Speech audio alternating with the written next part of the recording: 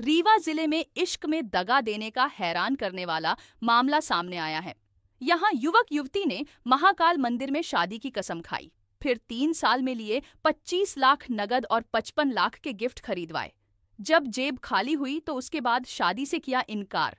SP तक पहुंचा case तो कहां इस तरह का पहला मामला सामने आया। विधिक राय लेंगे।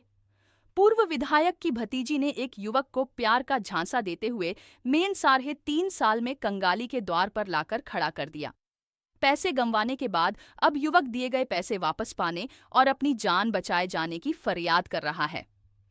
पीड़ित युवक ने एएसपी ऑफिस पहुंचकर इस आशय का एक शिकायती पत्र भी एएसपी को प्रमाण सहित दिया है। पूरे मामले को लेकर पीड़ित विवेक शुक्ला ने बताया कि लगभग 3 साल पहले उसकी मुलाकात एक परिचित के माध्यम से एक युवती से हुई थी। वह सिरमौर विधानसभा सीट बसपा के विधायक रह चुके राजकुमार उर्मलिया के सगे बड़े भाई ब्रिजेश उर्मलिया की बेटी आस्था उर्मलिया है, जिसके बाद युवक युवती करीब आ गए। इस दौरान दोनों उज्जैन स्थित महाकाल के मंदिर गए और वहां साथ जीने मरने की कसमें भी खाई। इसके बाद युवती एक प्रेमिका की तरह पीड़ित से व्यवहार करने लगी। युवक युवती के बीच चल रहे इस प्रेम प्रसंग में युवती ने bank of Baroda, axis bank सहित एचडीएफसी बैंक में खुले युवक के खातों से तकरीबन 25 लाख रुपए कई किस्तों ट्रांसफर करवाए। साथ ही तकरीबन 50 लाख के महंगे गिफ्ट प्रदेश के बड़े शहरों सहित दिल्ली से मंगवाए। जब युवती को यह लगने लगा युवक कंगाली के द्वार पर जा पहुंचा है, तो प्रेमिका ने युवक से किनारा करना शुरू कर दिया। आज आप यहाँ पे आवेदन देने आए हैं, क्या पूरा मामला है और कैसे धोखाधड़ी हुई? मेरा नाम विवेक है। मेरा एक लड़की है आस्था उर्मलिया, जिसके साथ दोस्ती थी और उन्होंने हमसे शादी का प्रस्ताव रखा था, शादी के लिए तैयार थी, जिसके पूरे मैसेज, पूरे एविडेंस सब कुछ है। इसके बाद उन्होंने हमसे झांसा देकर लगभग 22 लाख रुपए अपने अकाउंट पर्सनल में लिया है। लगभग 165 बार में पैसे दिए गए हैं, जिसके ये आपको दिखाना चाहूँगा। ये हिस्ट्री है, ये आप देख सकते हैं। एचडीएफसी बैंक से पैसे गए हैं, ये लगभग बड़ौदा से गए हैं, ये आप देख सकते हैं, उनके खाते नंबर हैं। और फिर से एचडीएफसी करंट अकाउंट से गए हैं पैसे, ये उनके अकाउंट में पैसे दिए गए हैं, लेकिन ऐन वक्त पे उन्होंने धोखा देकर ये धोखाधड़ी की है। इसके अलावा बताना चाहूँगा, उन्होंने हमसे लगभग 3 लाख रुपए से ज़्यादा के कपड़े, जेवरात और आईफोन, डायमंड रिंग के पैसे, सभी के पुख्ता सबूत मैं सबसे पहले बताना चाहूँगा, जो मैं यहाँ बोल रहा हूँ सभी के पुख्ता सबूत हैं। लगभग 512 पेज के एविडेंस सीएसपी कार्यालय में दिए जा चुके हैं। इसकी प्राथमिकता जो है दर्ज हमने करवाई थी अमहिया थाने में, जिसकी बाइट भी शिवा अग्रवाल सर की है। उन्होंने बोला था कि पुख्ता सबूत के बाद इसमें कार्यवाही होगी, अभी तक कार्यवाही नहीं हुई है। एक मंत्री हैं या नेता हैं, उनके पीए इसमें पूरी जी जान लगा चुके हैं कि इसमें कोई कार्यवाही या एफआईआर न हो। पूरे सबूत हैं इसमें। मैं बताना चाहूँगा कि लगभग जितने पैसे, जितनी शॉपिंग की गई हैं, हमारे पास स्कैनर आते थे, लिंक में आते थे कि इसमें पेमेंट करिए, इसमें पेमेंट करिए। उसकी पेमेंट की गई है, उसके मैसेज की डिटेल, चैटिंग की डिटेल, 2021 से जो चैटिंग की डिटेल है पूरी हमने सुपुर्द कर दिया है सारे एविडेंस के साथ। आपकी जान पहचान कैसे हुई? आपने इतने सारे पैसे ट्रांसफ़र क्यों कर दिए उनके खाते में?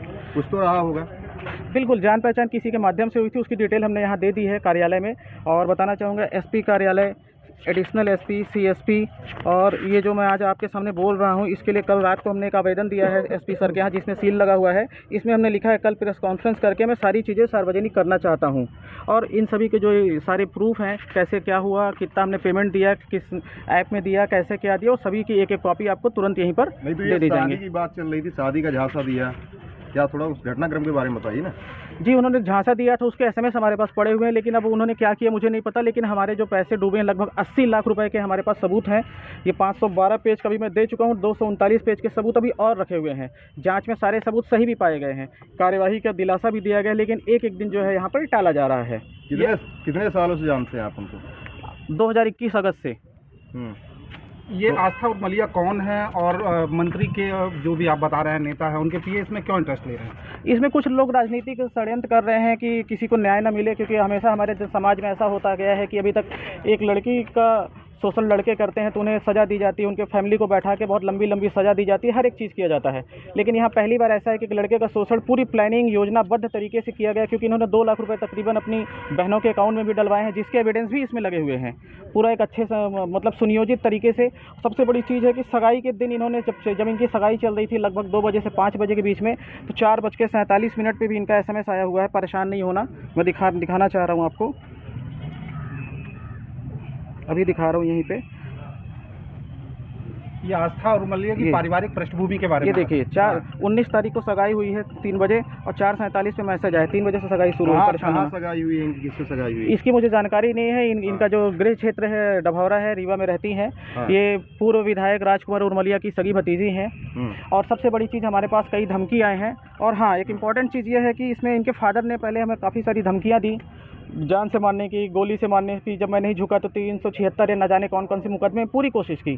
जब उसमें सफल नहीं हुए तो इन्होंने हमें क्या पैसे देने के लिए कहा, पैसे देने के लिए। फिर ऐन वक्त पे पैसे देने से मुकर गए। उसकी वॉइस रिकॉर्डिंग भी हमारे पास है।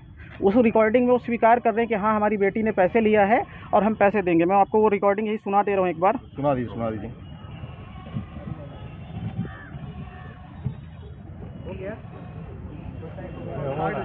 चल रहा है।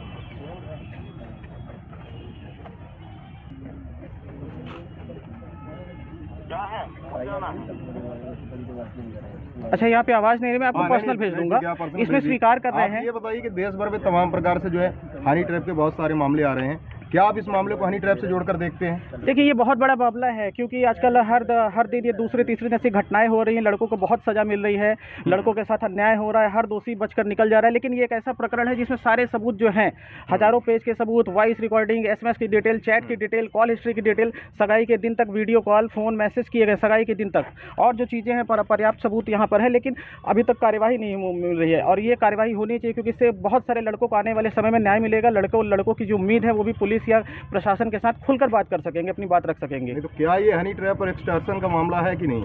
अब देखिए, ये तो सुनियोजित तरीके से धोखाधड़ी का तो मामला है, लेकिन इसमें क्या धारा लग सकती है, कैसे क्या किया जा सकता है, ये कानून कोर्ट ने इसमें जो है वो इसमें फैसला लेगा। अक्टूबर 2023 में हमने इनको मैसेज भी किया था, अगर कुछ आपको इधर कुछ डाउट हो तो आप हमारे पैसे रिफंड कर दीजिए। तो इन्होंने मैसेज किया है व्हाट्सएप पे कि हम आपके जो पैसे हैं नहीं लौटा सकते, हम शादी ही करना चाहते हैं, इसीलिए लिए हैं। तो हमने कहा था अगर ऐसा जरा सा भी आप कुछ करोगे तो इसका मामला कोर्ट तक जा सकता है।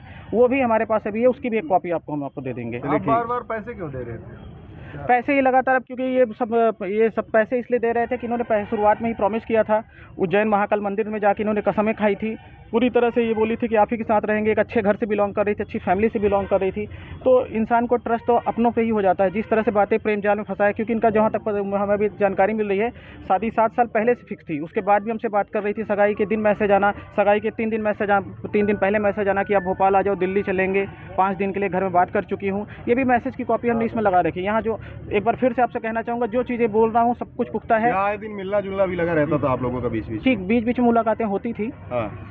शारीरिक संबंध भी थे क्या? नहीं, ऐसा कुछ भी नहीं था। ऐसा कुछ होता तो बहुत पहले हमारे ऊपर कई मुकदमे दर्ज हो चुके होते। पहले आप लोग मिले, फिर एकदम से वो लड़की आपको बाईपास करने लगी, क्या वजह मानते हैं? मैंने उसका भी आपको तुरंत यहीं पे रिप्लाई दे दिया इसके पहले ही क्वेश्चन में। चलिए ठीक है, नाम बता दिए आपका। नाम अपना? मेरा नाम विवेक शुक्ला।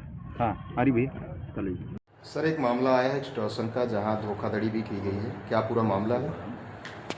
एक्सटॉर्शन का वैसे नहीं बोल सकते। एक फरियादी है विवेक शुक्ला, उनके द्वारा एक शिकायत की गई है कि एक लड़की द्वारा उनसे पैसे वगैरह वो देते रहे लगातार, क्या उनके अकाउंट में भी देते रहे और कुछ गिफ्ट्स वगैरह भी उनको लगातार देते रहे, और आपसी रजामंदी से थे, उनके बीच में बातचीत वगैरह थी।